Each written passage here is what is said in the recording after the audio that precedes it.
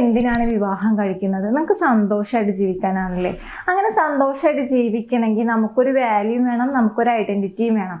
ഒരു എഡ്യൂക്കേറ്റഡ് ആയിട്ടുള്ള അല്ലെങ്കിൽ ഇൻഡിപെൻഡന്റ് ആയിട്ടുള്ള ഒരു പെൺകുട്ടിയുടെ ലവ് ലൈഫാണ് മാരേജ് എന്ന് പറയുന്നത്. ആ സമയത്ത് വേണം നമ്മൾ വിവാഹത്തെക്കുറിച്ച് ചിന്തിക്കാൻ.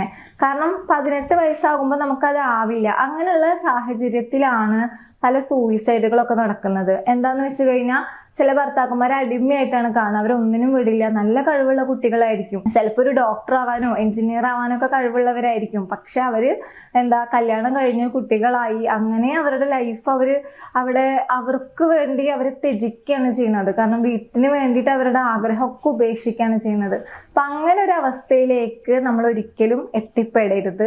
അങ്ങനെ നിങ്ങളുടെ മക്കളെ നിങ്ങൾ വളർത്തരുത് എന്നാണ് എനിക്ക് പറയാനുള്ളത്. കാരണം നമ്മൾ വിവാഹം കഴിക്കുന്ന ഒരു പെൺകുട്ടി ഡോക്ടർ ആണെങ്കിൽ അല്ലെങ്കിൽ ഒരു നല്ല എഡ്യൂക്കേറ്റഡ് ആയിട്ടുള്ള പ്രൊഫഷൻസ് ആണെങ്കിൽ നിങ്ങൾക്ക് തന്നെയാണ്, ഭർത്താക്കന്മാർക്കും അല്ലെങ്കിൽ ഭർത്താക്കന്മാരുടെ വീട്ടുകാർക്കുമാണ് അതിന്റെ ഒരു ക്രെഡിറ്റ് ഉള്ളത്.